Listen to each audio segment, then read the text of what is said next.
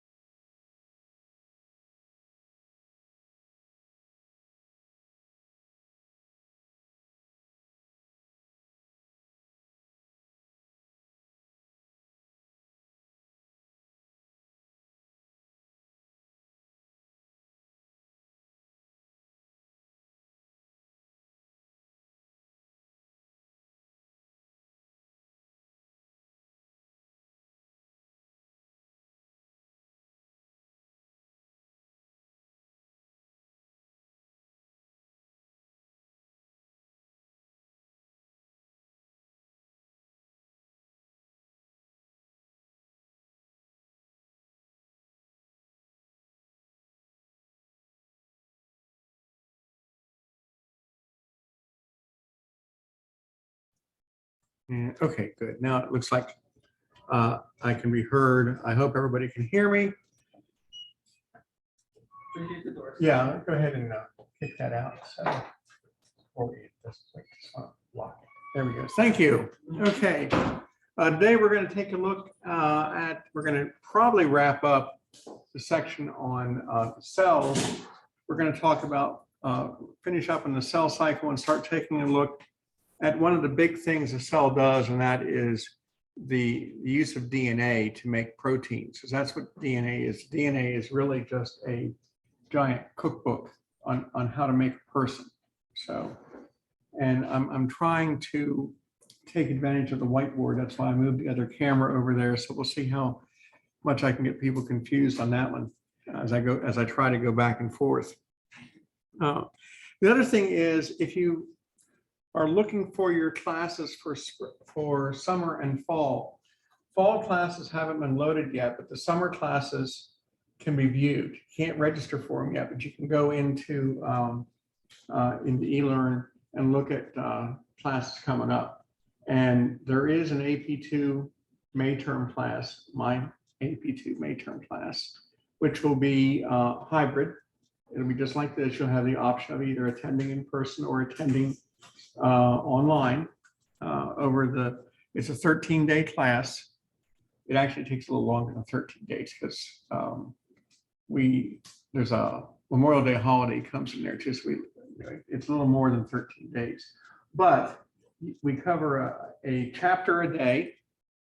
And at the end of May, you're done with AP2. So, and that's a lot. That's a good thing there, because if you're applying for nursing, if you're applying for any of the other programs, if you're applying in the fall for here for January, or surge tech or respiratory therapy or any of the other programs, you have it out of the way. And that would allow you then to probably take microbiology in the fall. Or you can take microbiology in the summer. There's a really good instructor out of Greenville that if she does it hybrid, I highly recommend her micro class for the summertime. So there's some real options there. So as you start planning your summer and fall schedule, if you want, I know you all have advisors, but if you want insights, don't be afraid to ask. So yes, ma'am. Oh yeah, I'll have one in the fall too. So yeah, I'm not just going to do AP2 in May term. I'll have a typical fall term. It'll probably be I'll probably have 3 AP1s and 1 AP2, because the AP2 this semester is a double class. So and then in the fall it'll be a single class. I pull some of them off into May term. May term really is a lot of fun, because you come together collectively as a group and you work well together, and grades are typically very well because everybody's working very hard together. So if you want to, you don't have to. I'm just saying. I'm just trolling for students. So yes. So I know that this class ends in May, I think 6th, right? So would it start right after that? It'll start the following Monday. Okay. The end of the semester is the 6th. Graduation is the 7th, I think, and whatever that Monday is the day the class starts. And we'll do a lecture and lab every day. We'll do lecture for about 3 hours, which is like you would get if you're taking a night class. And then we would do lab. The AP2 labs are never very long. They're about an hour at most, because of the content we cover. We can cover it fairly quickly. So you're looking at being out by 1:30 every day. And then the tests, in the past, I've done them online to save time. I may do some of them, if you are an on-ground student taking it, then you can take it on ground if you want. If you're online, obviously, you can take it online. You have basically like other summer classes where it's kind of like around 3 weeks a month long. We will be done by the end of May. So it's a little over three weeks, So yes, it's 13 days of class time, but you've got 3 weekends in there and a holiday. So it turns out that it's about 18 days altogether, but we're still done by about the 31st of May or the 1st or 2nd of June. So, and I always like it because I get it done and I'm done for the summer. And you know, if you're taking summer classes, you take this for 3 weeks, 3 weeks of torture and terror. Not really. 3 weeks of intense study, and then you're done, and you have a whole semester's worth of coursework out of the way. And that's all you do is this class. Yes. How many tests were? Same as we would have. AP2 has 5 lecture exams and a final, and it only has 3 lab exams. So you get a break in the lab exams. Just something to think about. You know, I'm going to announce it to the virtual class too. So, and you know, since it's hybrid, no one's limited to you know, local. It's anybody can take it. If someone wants to take a on-ground, totally on-ground, there's an on-ground May term AP2 in Greenville, and the instructor up there is really good. I can tell you that.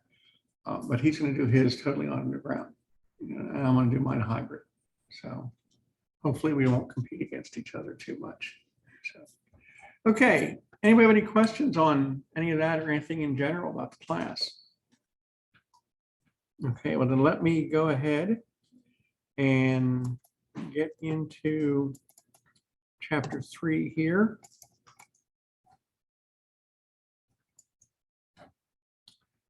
Okay, what we have here, this is where we stopped last Tuesday, because remember we had a test on Thursday. Actually, I had one person take the test in here. So I won't mention any names, but you know, I had one person show up and that was fine. The last thing we talked about on Tuesday was the cell cycle. And cells run in a very definite cycle. You know, interphase is the phase is the cell cycle phase. It's when a cell is busy being, or most of it anyway, when a cell is busy being a cell. And then at the end of interphase, you start mitosis and then finish with cytokinesis. And the amount of time spent in mitosis and cytokinesis is literally in seconds compared to the hours, maybe days that the cell ran in the cell cycle. One of the things we see in the cell cycle that's really important for the cell, and we're going to get into this shortly, is the checkpoints that we encounter.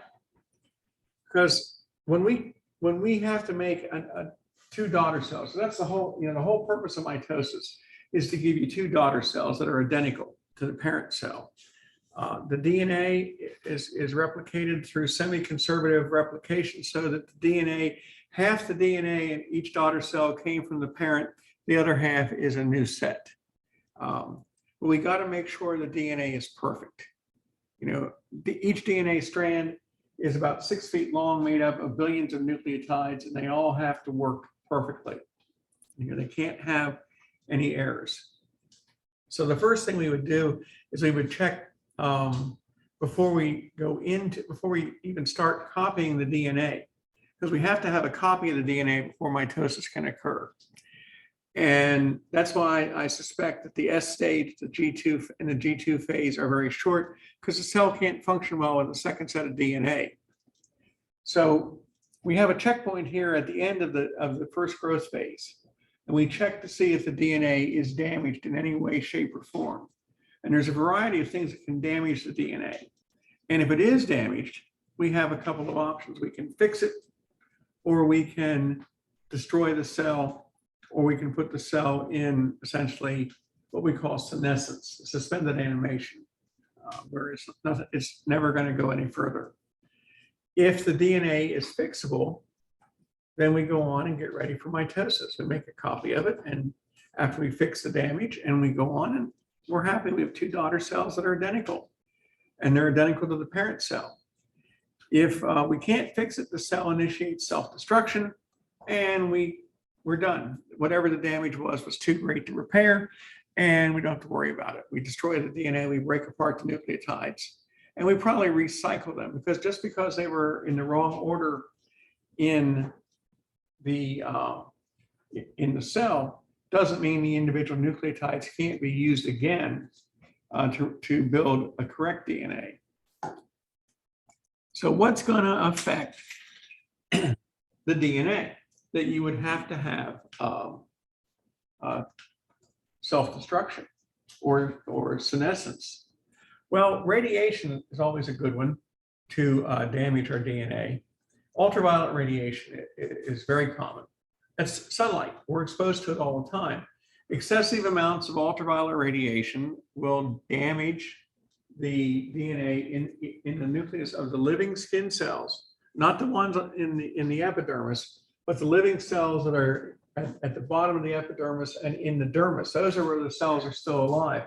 Now they're gradually going to get pushed upward to the surface of the skin, and somewhere along the way they die.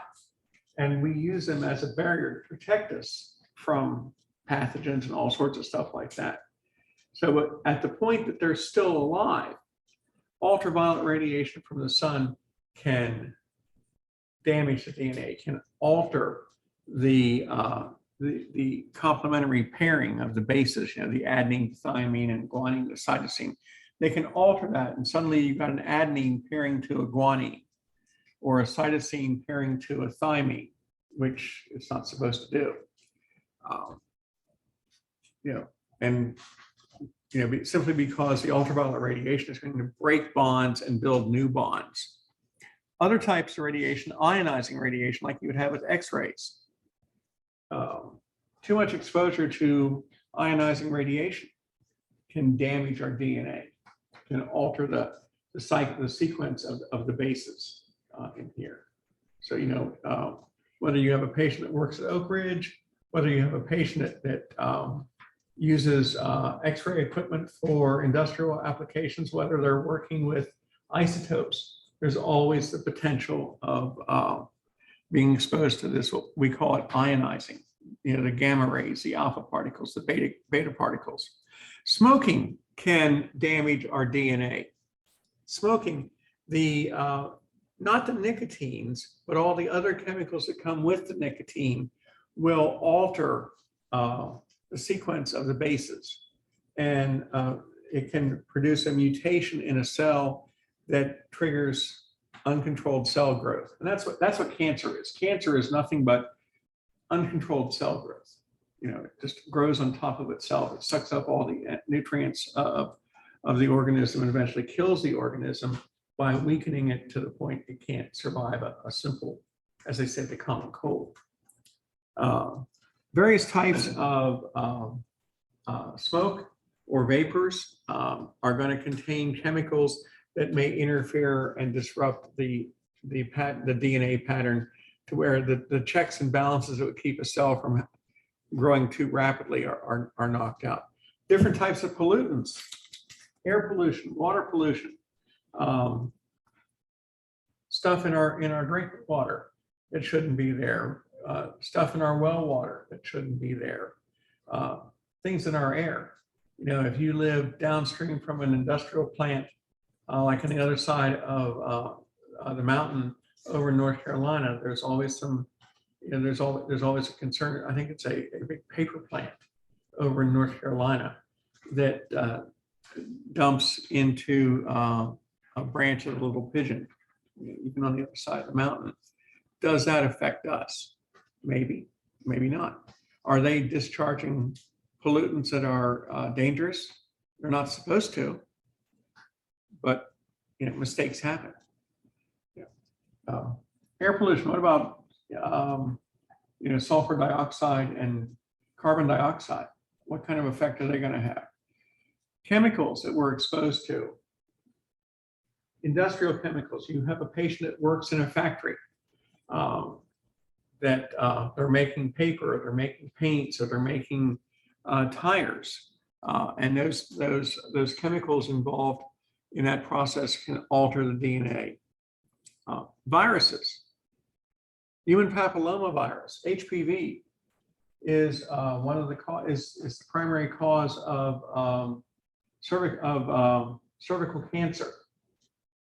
And so exposure to that particular virus, many people get vaccinated with the HPV vaccine, the Gardasil, to protect them, to become protected against this particular virus. But there are other variations in that virus, and there are other viruses that cause other types of cancers. So we have a variety of things out there that can affect us. And what they do, it's not like they're going to kill the DNA. What they're going to do is these different causes here simply alter the sequence of the bases. We have a correct sequence of the nucleotides throughout our DNA strand. Each segment of DNA, that's what a gene is. The information for a particular trait, hair color, eye color, skin color, hemoglobin, whatever. Each gene is nothing more than a collection of nucleotide bases in a specific order. We have to have them in the correct order so they can make the right protein, because the order of the bases determines the order of the amino acids in a protein. The order of the bases tells you what amino acids to link together. And if we mess with that, if that gets messed up, then we start putting together amino acids in the wrong order, and we produce proteins that don't work. And some of those proteins are controlling the ability of when the cell is going to reproduce. And if we have uncontrolled cell growth, then we have cancer. And then the cell's not doing its job, it's just growing. Let's go on. So what happens here with a cell that has damaged DNA? You've got three choices. If you're a cell and your DNA is damaged, you can go into senescence. Now, senescence is a state of dormancy. And with senescence, the cell just stops. Now, what's going to trigger that? Well, we'll talk about that in a minute. Usually, your choices are going to be either to fix the damage or go into apoptosis. So your choice then is to repair the damage, reorder the nucleotides in the correct sequence, or release your own lysosomes. So those digestive enzymes can start breaking down your cell membrane, and you can start disintegrating, and then all your friends and neighbors can come over and eat you. And along with the, it's a tough homeowners association. And the macrophages, the big white blood cells, can come in and eat the remainder. So, but where's Fred? Well, he's gone, because Fred stepped out of line. And so everybody had a party at Fred's, That's what cells do. It's called programmed cell death or apoptosis. And if we don't do that, if we have damage and we don't fix it, then what happens is the cell copies the damaged DNA when it goes into the S phase of the cell cycle with its semi-conservative replication. It copies the damaged DNA, and the daughter cells have the damaged DNA. And then when they reproduce, they'll produce the damaged DNA again and again. And it continues on down the line then, and we start getting more and more rapid growth, which we don't like. So now, this is apoptosis. What happens here on the left-hand side, we start releasing our own enzymes, and we start breaking down the cytoskeleton of the cell. And once that's gone, then the cell starts to bulge out. We call it blebbing. And then we fragment. And once we're fragmented, then other cells can come along and eat the fragments. They can engulf the fragments like an amoeba, or the big white cells, the macrophages, can come along and eat the cell fragments. So what we're seeing on the left-hand side is that cell there has engulfed a vesicle containing a cell fragment. Now here's our cell. It's infected with a virus. It can't repair itself. It breaks down its cytoskeleton. Those bulges are called blebs. They pinch off, and now they're just fragments there. And then here comes our other cell.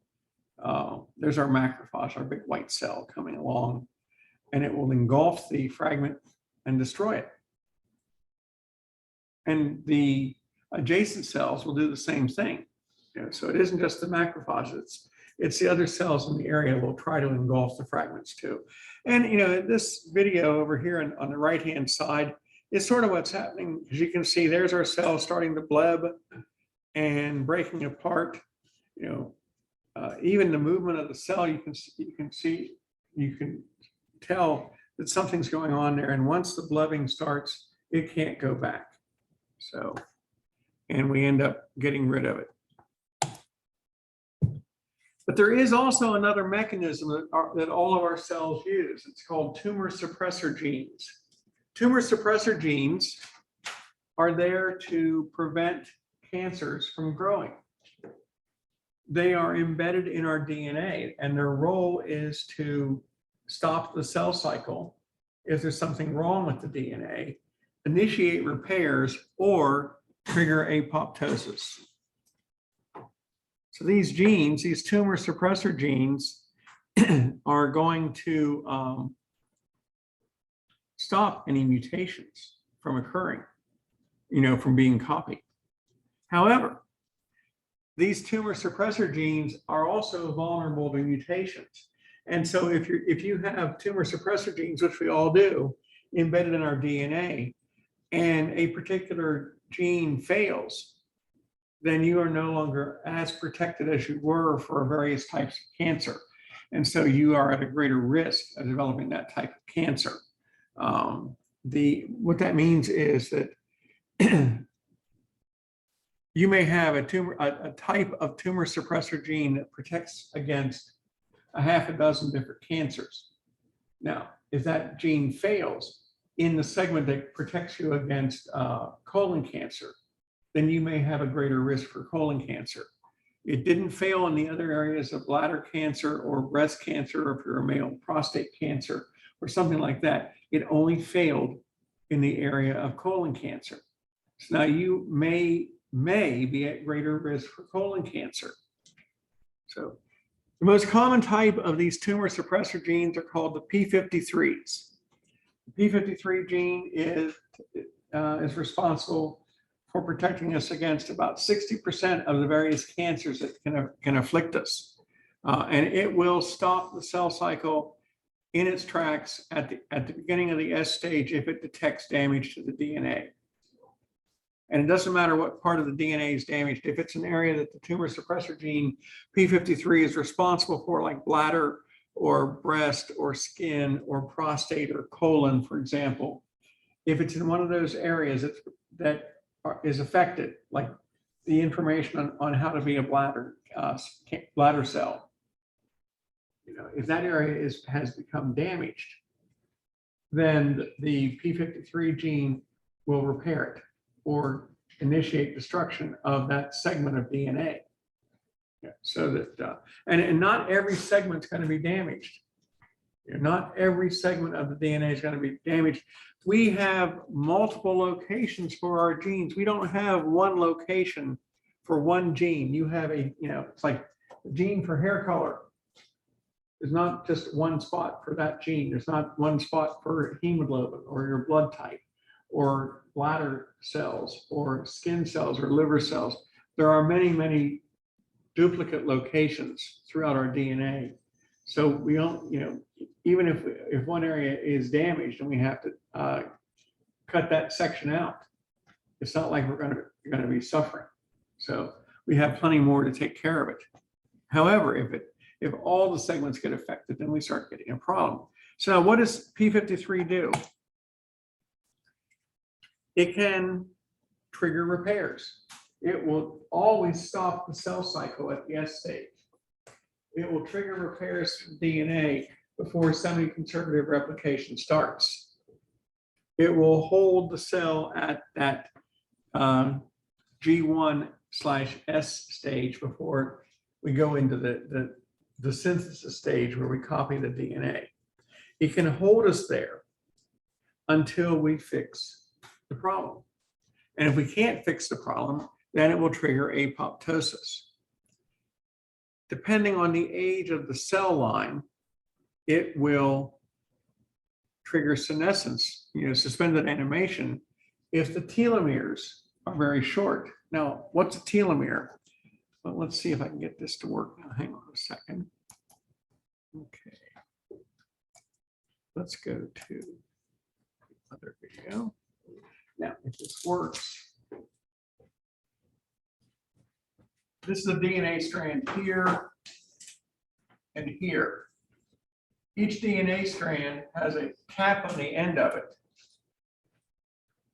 This cap is called a telomere. It's like the little ends of our shoelaces, the little plastic ends that allow us to stick our shoelaces through the holes in our shoe. Every time a cell goes through mitosis, these telomeres shorten a little bit. And this is how we, it's all backwards. It's just showing that way for you. I think that people see it the other way. Okay, good. I hope so. It's like the mirror effect. It's just make you think you look normal. Now it makes my head. So, okay, so the telomeres wear away every time a cell goes through cell division. It's probably responsible for determining the age of a cell line. We generally estimate that a cell line, starting with the first parent cell, the cell line can replicate about 50 times. And each time it replicates, it loses a little bit more off of its telomere. And once it reaches a very short cap here, then that cell line doesn't replicate anymore. So there's no more copying of it. And if the P53 gene looks at the DNA and says, oh, well, there's no point in repairing it because the telomeres are very, very short, then it will trigger senescence. It's essentially parking it off to the side. I don't know why we're parking it to the side, why it doesn't just destroy it, but it just parks it off to the side. And so there's a lot of thought that the shortening of the telomeres determines, aging of cells. Now, let me get back to this. Back to my video here. Okay, now, so we can go through senescence. We can it's like sticking it in the freezer. So the P53 gene can do amazing things for us. It can fix a lot of stuff. It also knows if it can't fix it, it triggers apoptosis. Unless, of course, the P53 gene mutates itself. If the P53 gene is mutated, then it may not protect us against various cancers. In fact, it's so significant that if the P53 gene is mutated, that's like the leading cause of various cancers. Cancers of the breast, lung, liver, skin, prostate, bladder, cervix, and colon are all protected by the P53 gene. If that tumor suppressor gene fails in any part of it, then the part that's affected, like breast cancer or lung cancer or liver cancer, that puts us at a greater risk for developing that cancer. When we say that a cancer runs in a family, well, breast cancer runs in her family, or colon cancer runs in his family, or something like that, what we're really saying is that there is a genetic predisposition to that type of cancer. What's happening is the P53, the segment of the P53 gene that may protect us from colon cancer fails.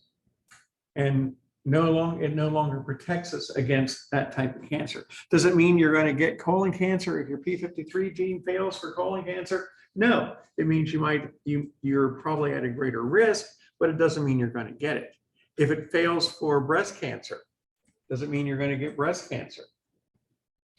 Again, no, it just means that now you're at a higher risk. And so when we say a cancer runs in a family, it's because their P53 genes tend to fail for that type of cancer. Lung cancer or breast cancer or colon cancer, those are ones that seem to have a very strong familial connection here. And then again, you got lots of people that develop cancers that have no family connection.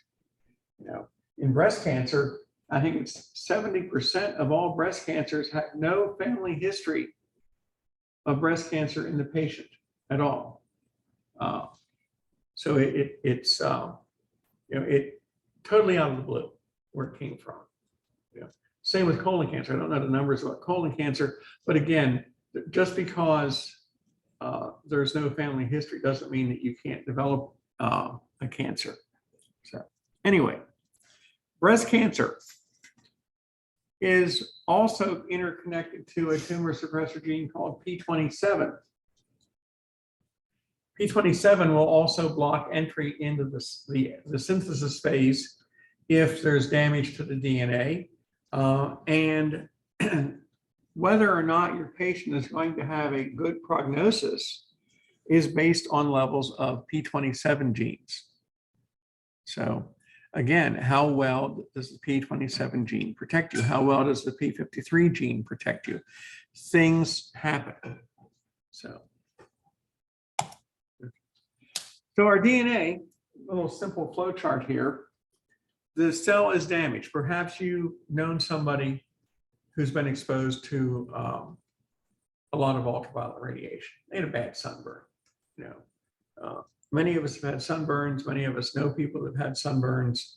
Some of us can even identify the sun when we see it. So the sunburn is a first-degree burn of the epithelial cells on the surface of the skin and the living cells underneath. It's really the living cells that are affected. The dead cells on the surface of the skin aren't going to be affected, but it's the ones underneath.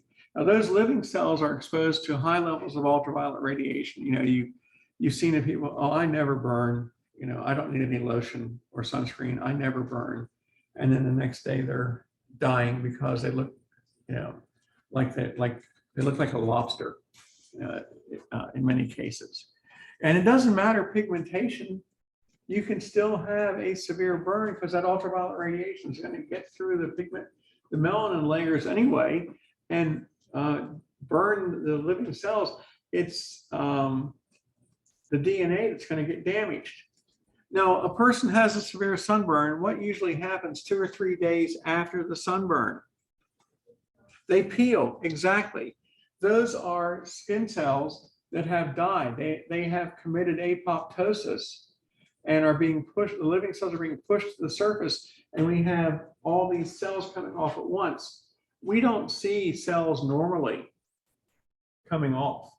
You know, cells are flaking off our bodies all the time. You know, I go like that and rub my hands and lots of cells have come off, but I don't see them.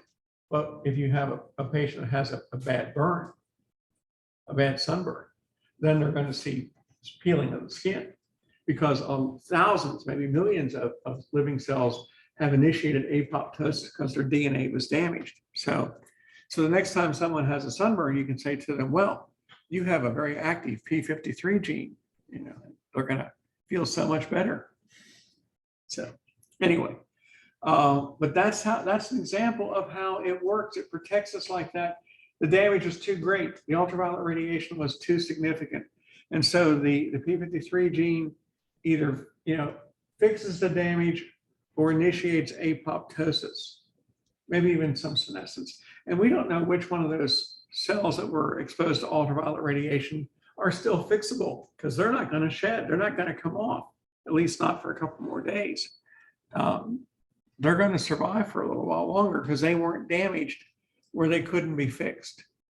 But if we want to know if our P53 gene is working, if you see peeling after a sunburn, then it's working for us. Now there's lots of statistical evidence that says that your risk for skin cancer is higher if you have a bad burn early in life and stuff like that. So I don't, you know, there's probably all sorts of studies that demonstrate that. You know, it's taken a long time for us to appreciate the impact of ultraviolet radiation on skin. You know, the states with the highest levels of skin cancer are, not surprisingly, California and Florida, that have the most, usually, you know, I would argue the most sunshine and warmer climates, and so people tend to be out in the sun more often in those two states. So they have the highest rates, I think, of skin cancer. Okay. Now, so why is the DNA so important? Well, the DNA is the master plan for our body. The DNA sequences dictate the order of the assembly of proteins. The order of the bases determines the order of the amino acids. So let me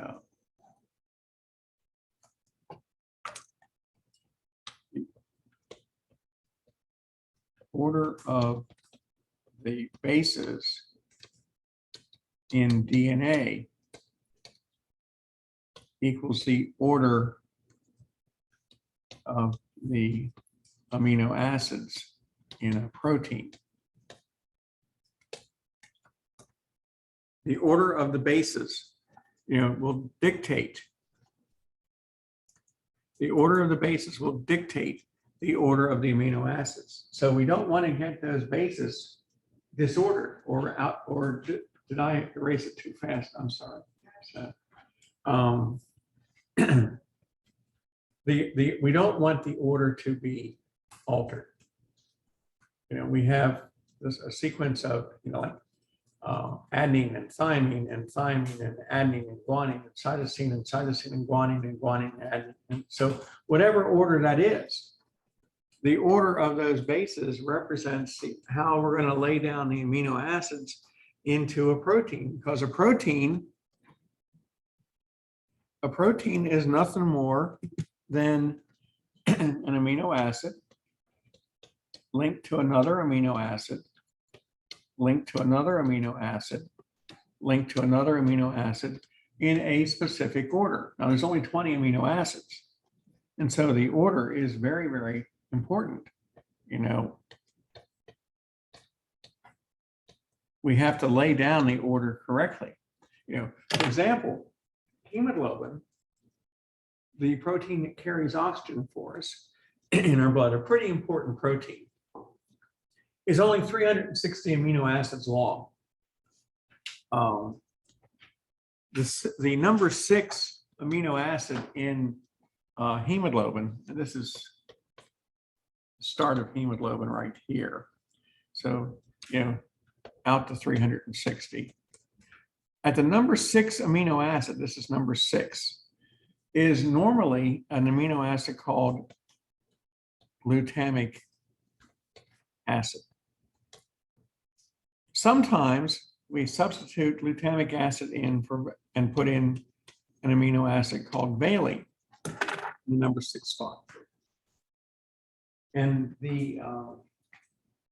they're very similar in structure and shape, but if you put valine in the number 6 spot instead of glutamic acid, the hemoglobin suddenly becomes very brittle and twisted. And this is the cause of sickle cell disease. Sickle cell disease occurs when valine goes into the number 6 position out of 360 amino acids, right at the beginning of the chain, when it's first laid down. Valine goes in place of glutamic acid. And that totally alters the sequence of the protein.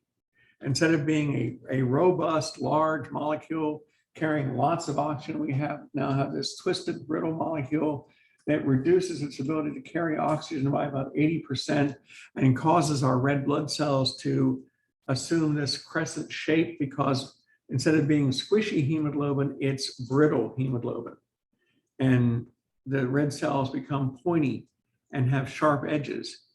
And while we don't think about it, our red blood cells have to squeeze through the tiny little capillaries because they're bigger than the openings of the capillaries or the little blood vessels. And if they're pointy and brittle, they hurt when they go through. And so a person with sickle cell disease, among other complications, has a lot of pain, reduced energy because they're not getting enough oxygen, and generally a shortened lifespan things like this. And it's all genetic. It's all an inherited disorder. But the inherited disorder puts the wrong amino acid in the number 6 spot.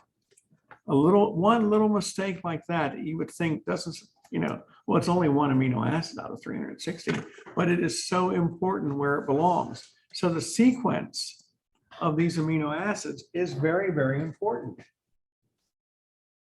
Okay, so I've said this before, the section of the DNA that holds the information for a protein, for a trait, is the gene.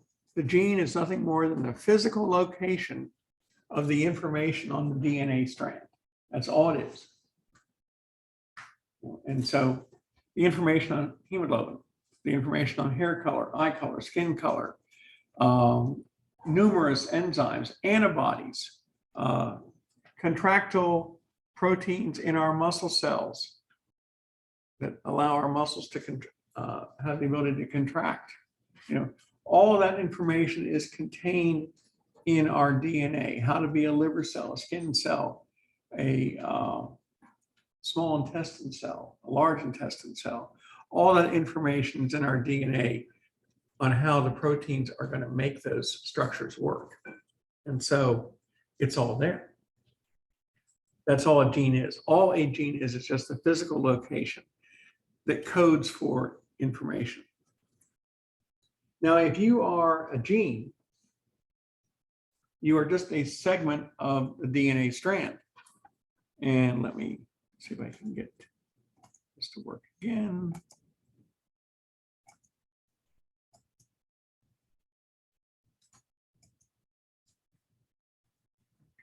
Come on, you can do it.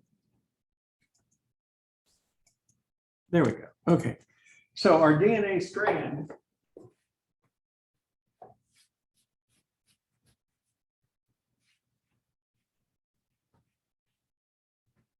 let's take our DNA strand here.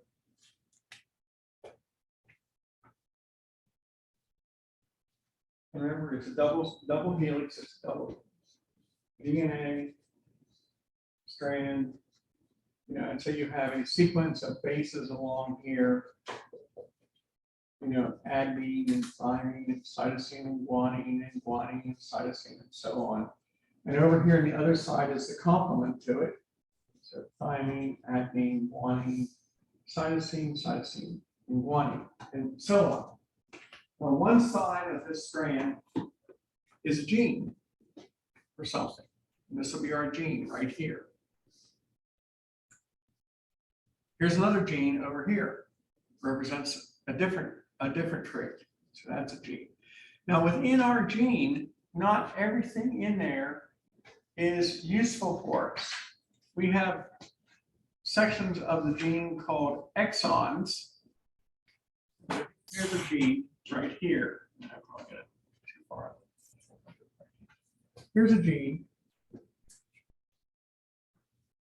And we have areas called exons.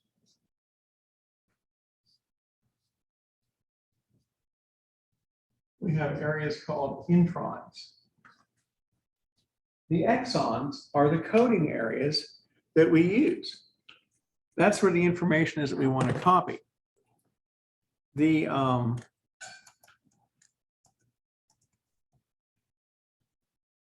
introns are the non-coding areas. The introns have to be sliced out. So our cells will automatically, when we are going to get ready to direct our cells to make proteins, we will automatically slice out the introns and leave the exons behind. The exons will be the coding areas of the gene. Now we don't know what the introns are there for. They have some purpose. Now 10 years ago, we used to call it junk DNA because we didn't know any better. But now that we know that they're doing something, we just don't know what it is. So it's a very useful segment there. We slice out the introns. Whatever they're doing something else. And the exons control the actual production of the gene. So it's the exons the segments that we want to have. Okay. Now the genetic code is dictated, and we hear a lot about that term. It's all in your genes. It's in your, it's in your genetics. It's in your DNA. The genetic code is really just the order of the bases, the very specific order of the bases, the adenines, the guanines, the thymines, and the cytosines in the gene. And it could be any mixture of these to give you a specific protein. The bases will be collected in clusters of 3 that we call them triplets. So for example, if we had cytosine, cytosine, cytosine, that's a triplet. If we had thymine, adenine, cytosine, that's a triplet. If we had guanine, guanine, adenine, that's a triplet. So clusters of 3 are called the triplets. Each triplet will specify for a particular amino acid. So this code here of cytosine, cytosine, cytosine specifies for an amino acid. Thymine, adenine, cytosine specifies for an amino acid. And guanine, guanine, adenine specifies for an amino acid. So to get your correct sequence of your amino acids in your protein, you just have to have the DNA bases organized in these triplet clusters that are going to be specific for each unique amino acid.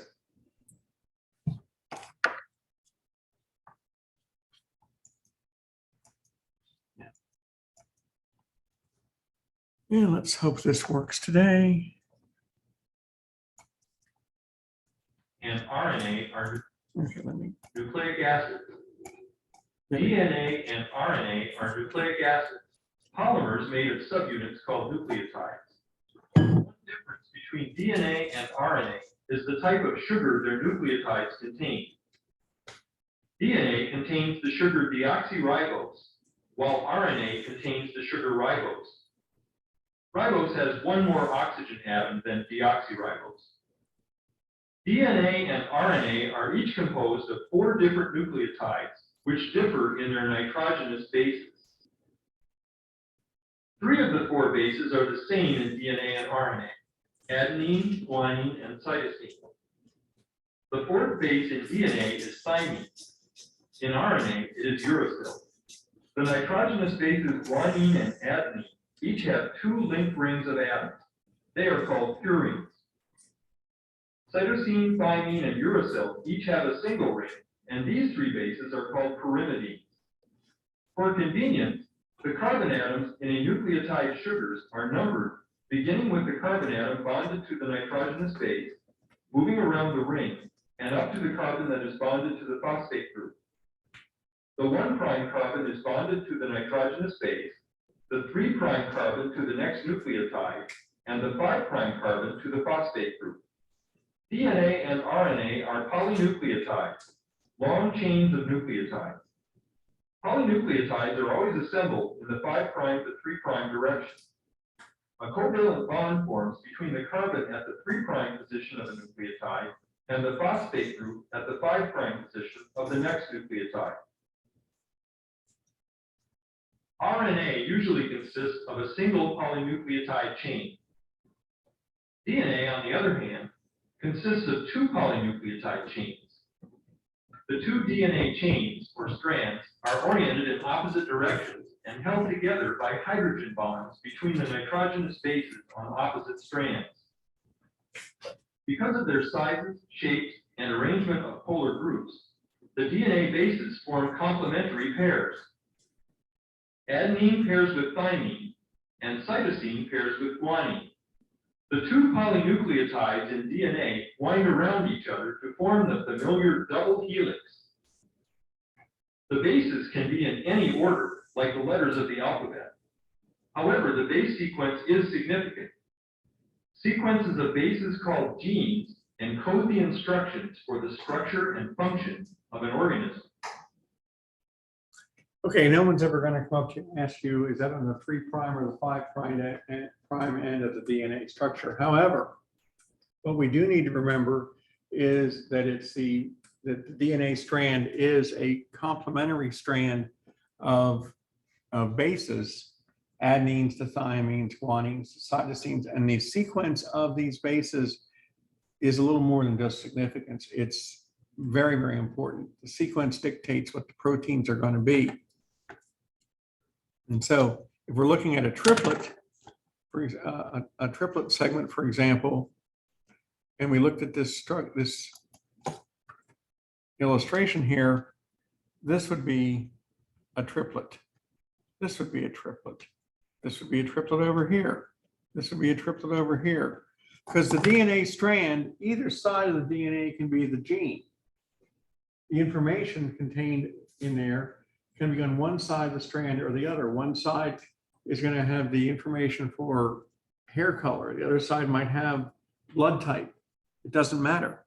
But the sequence of the bases is what dictates the order of those proteins. Now, what about RNA? RNA is a single strand. RNA is the information carrier, if you will, because the DNA never leaves the nucleus. The DNA stays within the nucleus. It never takes a chance on its information being compromised. The DNA will make a copy of itself in a single strand version of the messenger RNA. So we have three. The only big difference here is that RNA is single stranded and RNA uses uracil instead of thymine in its nucleotides.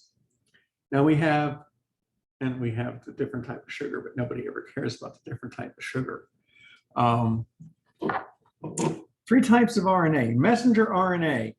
Messenger RNA is the information that leaves the nucleus and goes out to the cell to make the protein. Ribosomal RNA makes a structure known as the ribosome. The ribosome is where the protein gets assembled. And the transfer RNA is the RNA that brings the amino acid. Bless you. So it was very enthusiastic. So it's okay if you sneeze again. Don't worry about it. The transfer RNA brings the amino acids to the ribosomes to assemble them in the order dictated by the messenger RNA. So the three RNAs work together to produce the protein in this structure we collectively refer to as the ribosome. Okay. Messenger RNA, single strand. It's a complementary copy of the DNA strand. So if you have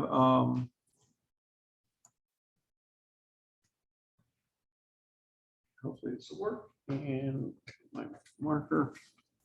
If your DNA strand, and to get this to work, the DNA strand has to open up. This is your DNA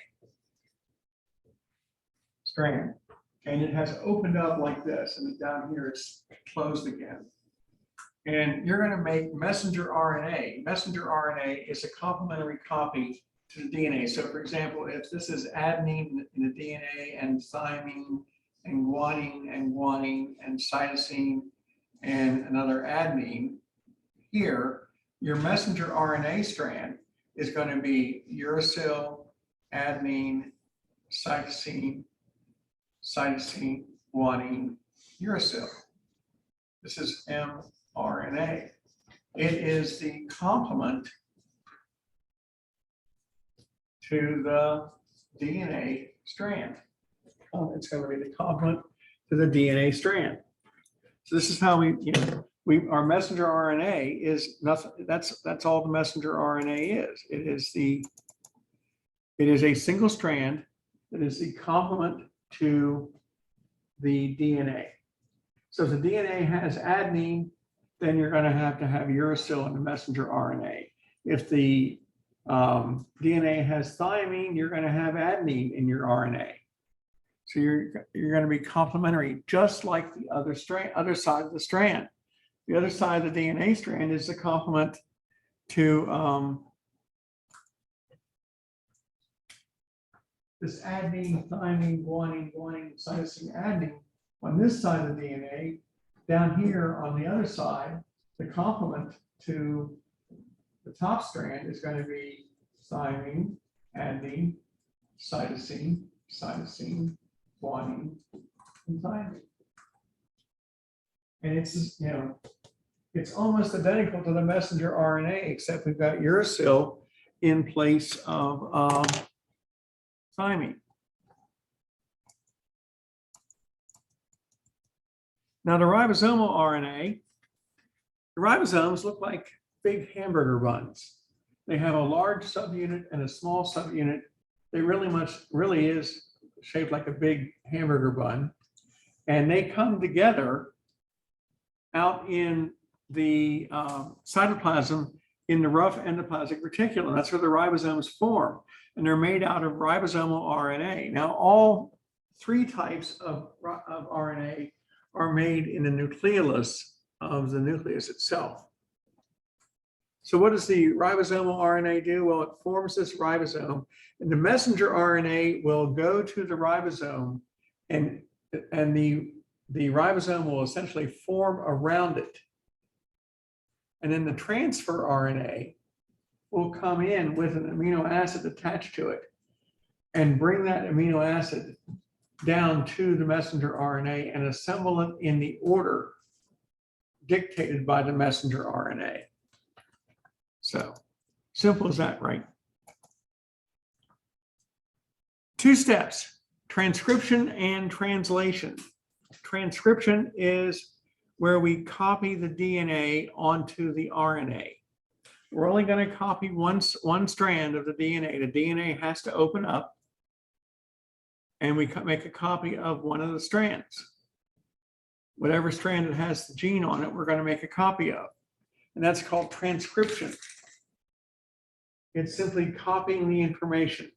You know, grandma has a cookbook, and grandma never lets that cookbook out of her sight. And it's full of recipes from who knows how long, all sorts of stuff. And she'll let you make a copy of a recipe, but she won't let you take the cookbook with you. So the cookbook is the nucleus with the DNA, and you transcribe, you make a copy of the original information. That's what transcription is all about. You make a transcribed copy that's identical, other than the fact that you substitute uracil for thymine. Perhaps grandma's recipe calls for 2 pounds of butter, and your recipe says 1 pound of margarine. A little bit, you know, maybe a little bit less, a little more healthier than grandma's. Or maybe grandma's calls for, 2 cups of oil, and you put in, what's a good, applesauce. I don't know, whatever a good substitute is, whatever, you know. So you take the recipe and you modify it, or maybe you just substitute in the same thing. Maybe grandma says, well, you don't need to use 2 cups of lard. You can use 2 cups of Crisco. Same recipe, just a different ingredient at the same spot. So transcription is just a copy of the DNA. That's all it is. It's a single strand copy of the DNA. Translation is taking this information and actually assembling a protein from it. So when you take the recipe from grandma and you mix all the ingredients together and you produce whatever, biscuits or a cake or who knows, that is taking the written instructions and turning them into a finished product. That's what translation is. You take the instructions that we copied off the DNA and are able to produce a finished product. So transcription starts when the DNA strand has opened up. We use RNA polymerase. Like we use DNA polymerase in semi-conservative replication. Here we are using RNA polymerase to get the strands to open up and start putting the RNA nucleotides together. And there's always going to be a start location on the DNA strand. At each gene, there's always a place there where we start. And the process known, transcription has three parts to it. Initiation, where we first separate the strands, and then elongation, where we start building the complementary nucleotides, and then termination. So there's always going to be a start segment and a stop segment on the DNA. So the RNA knows where to start. It knows where the gene starts. It knows where the gene stops. It doesn't want to run on to the segment below it. It doesn't want to copy the tail end of the segment in front of it. And so here we're seeing, what you're seeing right here is what we call the elongation phase, where we keep adding complementary nucleotides. Here we see we've separated our DNA. On the red band is the messenger RNA. It is complementary to the other strand of DNA at the bottom. And then when we hit the stop information, we stop. We start at the beginning, we stop at the end, and the DNA tells us where the beginning and the end are. Okay. Now, my favorite term in all this is a set of proteins called spliceosomes. Yeah, that's what they're really called, spliceosomes. They slice out the introns. That yellow band there is a segment of the messenger RNA, and we're cutting out the non-coding region. We've copied the coding and the non-coding regions of the DNA, and we use these spliceosomes, and that leaves behind the exons, and we glue the exons together. I guess the spliceosomes have some sort of DNA superglue or whatever to hold it together. And so we get a shortened version of the messenger RNA because we cut out the stuff that is non-coding. And this is done every time a protein gets made. We cut out the non-coding regions. Everybody does it the same way. Every animal, every human, every fish, every tree, every blade of grass produces their proteins exactly the same way, by slicing out the introns and gluing the exons together. And so now we have a finished product ready to move to the ribosome to tell us how to put the protein together. Translation takes that information that we've copied down, we've cleaned it up, we've processed it, we've shortened it up, we've thrown out the material that we don't need to use, we don't know what it does. And now we have the basic instructions.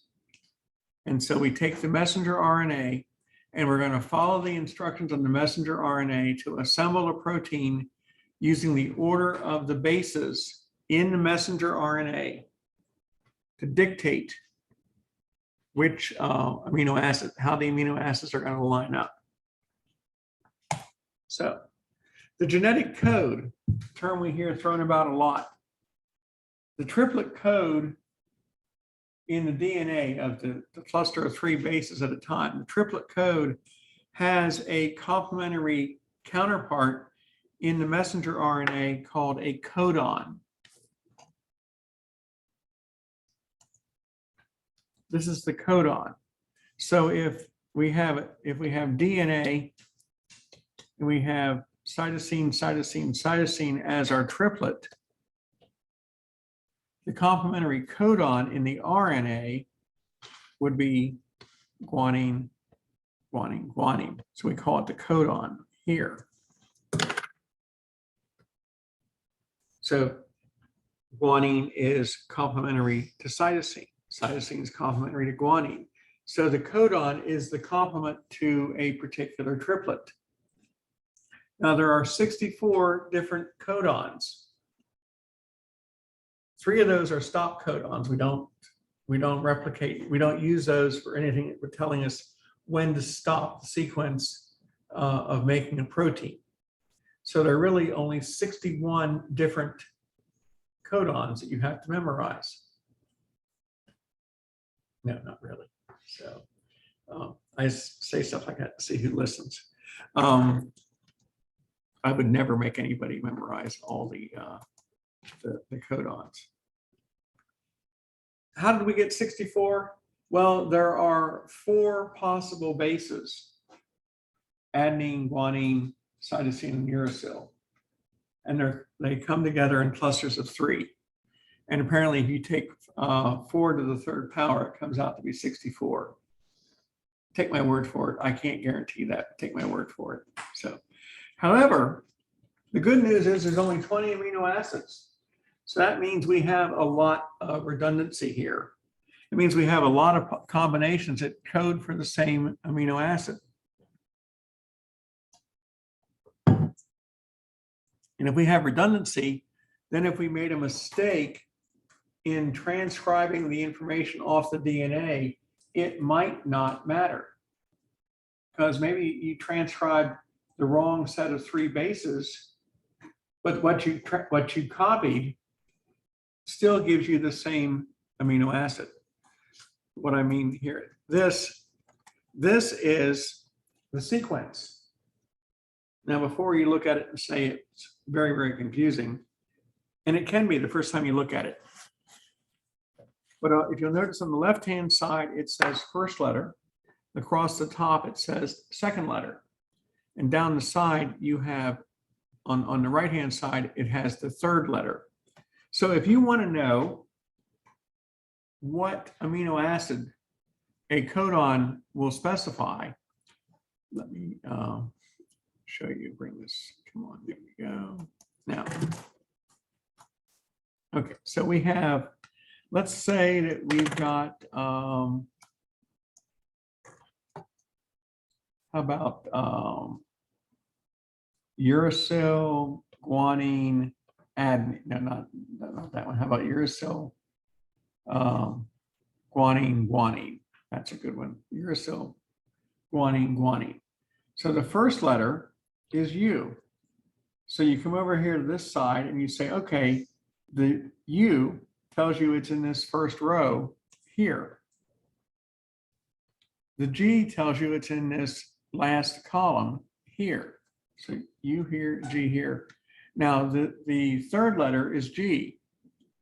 And you go over here at G and then you find right there, because the first row tells you it's in, across, the first letter tells you it's in this row. The second letter tells you it's in this column, which means it's in this block somewhere. And then that G tells you that UGG is the code for the amino acid tryptophan. You've all heard of tryptophan. It's the one that supposedly makes us sleepy after eating a lot of turkey. Yeah, not true, but it's a good urban legend. So how about another one? Let me show you another one here. How about, let's take C,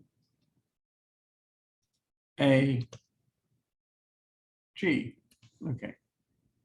So first letter is C. That means it's in this row across here. Second letter is A. It means it's in this column. The intersection is right here in this box.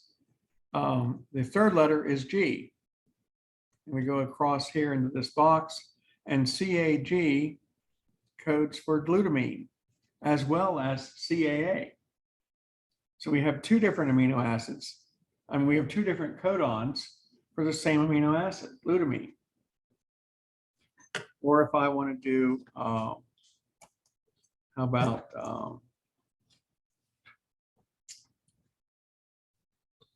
AAU? I don't know what this stuff is. I'm just making it up as I go along.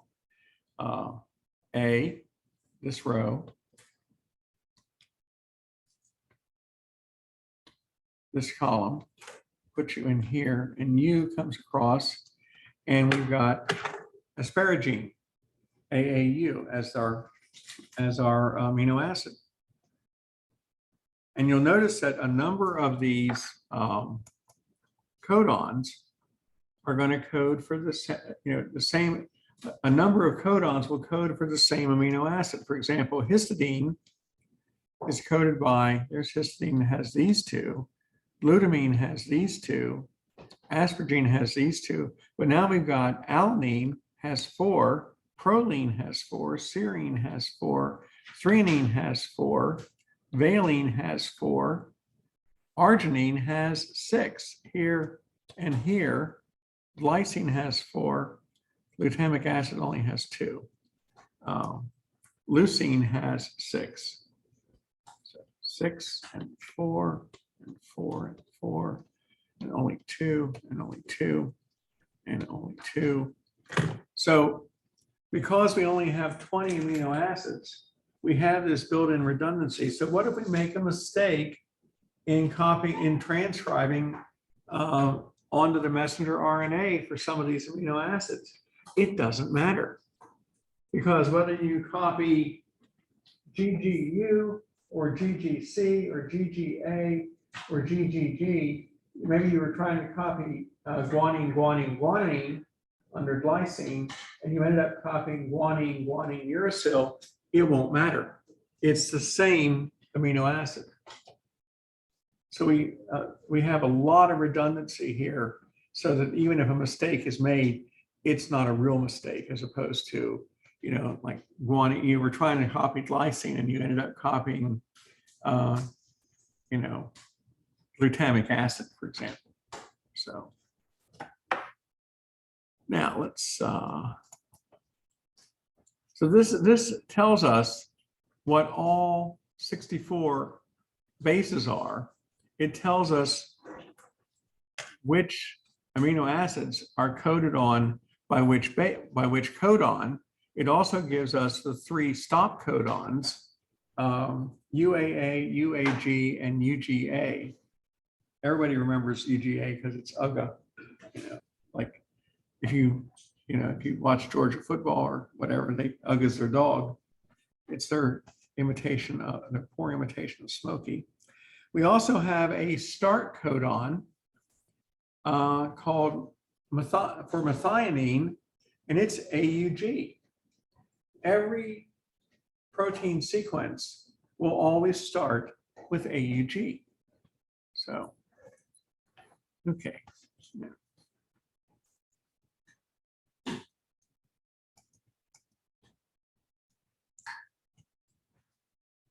Now, what does the transfer RNA do? And this will be the last point. We'll wrap up with this. We'll start with this on Thursday.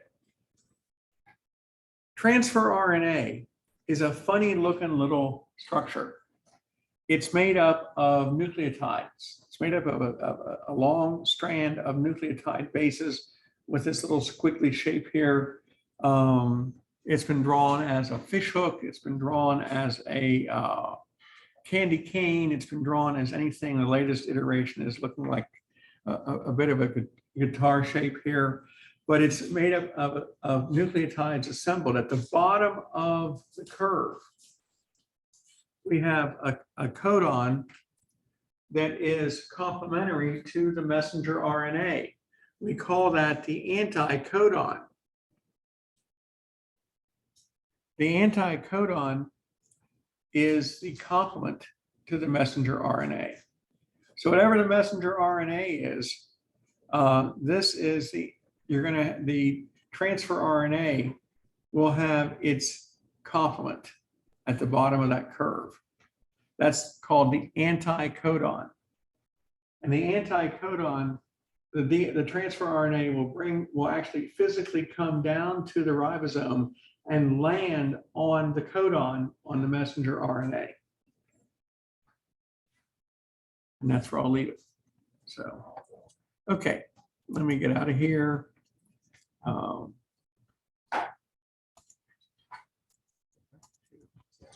This one, okay. Anybody have any questions on anything? I hope I didn't bore you too badly on this. So I will tell you, this is probably the least interesting and driest material that you will encounter in AP1 and AP2. So once we get through this, it gets a whole lot better. So you'll have to just trust me on this. Okay, if nobody has any comments, I'm going to get us out of here. I'm tired of looking at my face. So And in lab this afternoon, we are taking a look at the appendicular skeleton, the arms and legs, hands and feet, fingers and toes, which is why I brought in my skinny little friend over there today.